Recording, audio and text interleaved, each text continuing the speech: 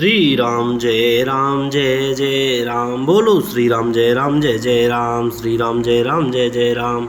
आइए श्री रामचरितमानस से आगे की ओर बढ़ते हैं।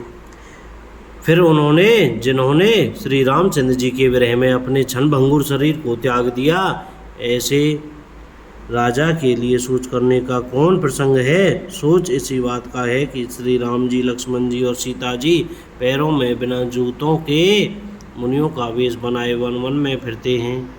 वे वल्कल वस्त्र पहनते हैं, फलों का भोजन करते हैं, पृथ्वी पर कुश और पत्ते बिछाकर सोते हैं और वृक्षों के नीचे निवास करके नित्य सर्दी, गर्मी, वर्षा और हवा सहते हैं। इसी दुख की जलन से निरंतर मेरी छाती जलती रहती है। मुझे न दिन में भूख लगती है, न रात को नींद आती है। मैंने मन ही मन समस्त विश्व को खोज डाला, पर इस कुरोग की औषध कहीं नहीं है। माता का कुमत बुरा विचार पापों का मूल बढ़ई है। उसने हमारे हित का वसूला बनाया, उससे कलह रूपी कुकाठ का कुयंत्र बनाया और 14 वर्ष की अवधि रूपी कठिन कुमंत्र पढ़कर उसे यंत्र को गाड़ दिया। यहाँ माता का कुविचार बढ़ई है, भरत को राज्य वसूला है, राम का वनवास कुयंत्र है और 14 वर्ष की अवधि कुमंत्र है। मेरे लिए उसने यह सारा कुठाट बुरा साज रचा और सारे जगत को बारह बाट छिन्न भिन्न करके नष्ट कर डाला। यह कुयोग श्री रामचंद्र जी के लौट आने पर ही मिट सकता है और तभी अयोध्या बच सकती है, दूसरे किसी उपाय से नहीं। भरत जी के वचन सुनकर मुनि ने सुख पाया और सभी ने उनकी बहुत प्रकार से बड़ाई की। मुनि ने कहा, हे तात, अधिक सोच मत करो, श्री रामचंद्र जी के चरणों का दर्शन करते ही सारा दुख मिट जाएगा। इस प्रकार मुनि श्रेष्ठ भरद्वाज जी ने उनका समाधान करके कहा, आप लोग हमारे प्रेम प्रिय अतिथि बनिए और कृपा करके कंदमूल फल फूल जो हम दें स्वीकार कीजिए। मुनि के वचन सुनकर भरत के हृदय में सोच हुआ कि यह बेमोह के बड़ा बेढब संकोच आ पड़ा है। फिर गुरुजनों की वाणी को मैं पूर्ण आदरणीय समझकर चरणों की वंदना करके हाथ जोड़कर बोले, हे नाथ, आपकी आज्ञा को सिर चढ़ाकर उसका पालन करना यह हमारा परम धर्म है। भरत जी के ये वचन मुनि श्रेष्ठ के मन को अच्छे लगे। उन्होंने विश्वास पात्र सेवकों और शिष्यों को पास बुलाया और कहा कि भरत की पहुनई करनी चाहिए, जाकर कंदमूल और फल लाओ। उन्होंने हे नाथ बहुत अच्छा कहकर सिर नवाया और तब वे बड़े आनंदित होकर अपने अपने काम को चल दिए। मुनि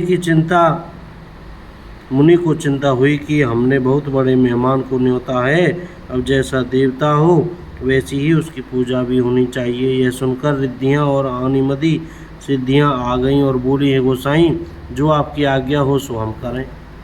मुनिराज ने प्रसन्न होकर छोटे भाई शत्रुघ्न और समाज सहित भरत जी श्री रामचंद्र जी के विरह में व्याकुल हैं, इनकी पहुनाई आतिथ्य सत्कार करके इनके श्रम को दूर करो। रिद्धि सिद्धि ने मुनिराज की आज्ञा को सिर चढ़ाकर अपने को बड़ी भागनी समझा।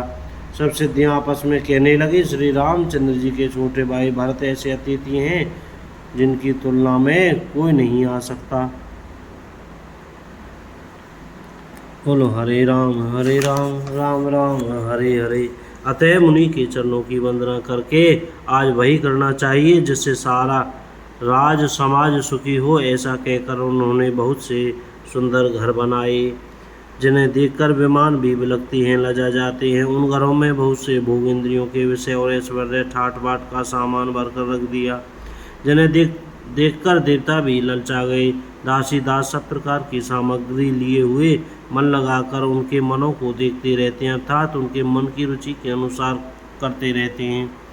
जो सुख के सामान स्वर्ग में भी स्वप्न में भी नहीं है, ऐसे सब सामान सिद्धियों ने पल भर में सज दिए। पहले तो उन्होंने सब किसी को जिसकी जैसी रुचि थी वैसे ही सुंदर सुखदायक निवास स्थान दिए और फिर कुटुंब सहित भरत जी को दिए, क्योंकि ऋषि भरद्वाज जी ने ऐसी ही आज्ञा दे रखी थी। भरत जी चाहते थे उनके सब संगियों को आराम मिले, इसलिए उनके मन की बात जानकर मुनि ने पहले उन लोगों को स्थान देकर पीछे से परिवार भरत जी को स्थान देने के लिए आज्ञा दी थी। मुनि श्रेष्ठ ने तपोबल से ब्रह्मा को भी चकित कर देने वाला वैभव रच दिया। तब भरत जी ने मुनि के प्रभाव को देखा तो उसके सामने उन्हें इंद्र, वरुण, यम, कुबेर आदि सभी लोकपालों के लोग तुच्छ जान पड़े। सुख की सामग्री का वर्णन नहीं हो सकता, जिसे देखकर ज्ञानी लोग भी वैराग्य भूल जाते हैं। अगस्त, सेज, सुंदर वस्त्र, चंदोवे, वन बगीचे, भांति भांति के पक्षी और पशु, सुगंधित फूल और अमृत के समान स्वादिष्ट फल, अनेकों प्रकार के तालाब, कुएं, बावली आदि निर्मल जलाशय तथा अमृत के भी अमृत सरीखे पवित्र खान पान के पदार्थ थे, जिन्हें देखकर सब लोग संयमी पुरुषों, विरक्त मुनियों की भांति से गुचा रहे हैं। सभी के डेरों में मनोवांछित वस्तु देने वाले कामधेनु और कल्प वृक्ष हैं, जिन्हें देखकर इंद्र और इंद्राणी को भी अभिलाषा होती है, उनका भी मन ललचा जाता है। बसंत ऋतु है, शीतल मंद सुगंध 3 प्रकार की हवा बह रही है। सभी को धर्म, अर्थ, काम और मोक्ष चारों पदार्थ सुलभ हैं। माला, चंदन, स्त्री आदि भोगों को देखकर सब लोग हर्ष और विषाद के वश हो रहे हैं। हर्ष तो भोग सामग्रियों को और मुनि के तप प्रभाव को देखकर होता है, और विषाद इस बात से होता है कि श्री राम के वियोग में नियम व्रत से रहने वाले हम लोग भोग विलास में क्यों आ फंसे। कहीं इनमें आसक्त होकर हमारा मन नियम व्रतों को न त्याग दे। संपत्ति, भोग विलास की सामग्री चकवी है और भरत जी चकवा हैं। और मुनि की आज्ञा खेल है, जिसने उस रात को आश्रम रूपी पिंजड़े में दोनों को बंद कर रखा, और ऐसे ही सवेरा हो गया जैसे किसी बहेलिए के द्वारा एक पिंजड़े में रखे जाने पर भी चकवे का रात का संयोग नहीं होता, वैसे ही भरद्वाज जी की आज्ञा से रात भर भोग सामग्रियों के साथ रहने पर भी भरत जी ने मन से भी उनका स्पर्श तक नहीं किया। प्रातःकाल भरत जी ने तीर्थ राज में स्नान किया और समाज सहित मुनि को सिर नवाकर और ऋषि की आज्ञा तथा आशीर्वाद को सिर चढ़ाकर दंडवत करते बहुत विनती की।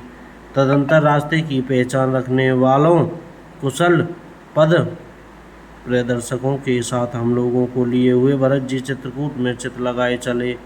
भरत जी राम सखा गुहे के हाथ में हाथ दिए हुए ऐसे जा रहे हैं मानो साक्षात प्रेम ही शरीर धारण किए हुए हों।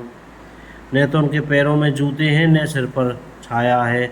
उनका प्रेम, नियम, व्रत और धर्म निष्कपट सच्चा है। वे सखा निषाद रात से लक्ष्मण जी, श्री राम चंद्र जी और सीता जी के रास्ते की बातें पूछते हैं, और वह कोमल वाणी से कहता है, बोल सियावर रामचंद्र की जय। जय सिया राम। कोई गलती हो गई हो तो क्षमा करें। जय सिया राम।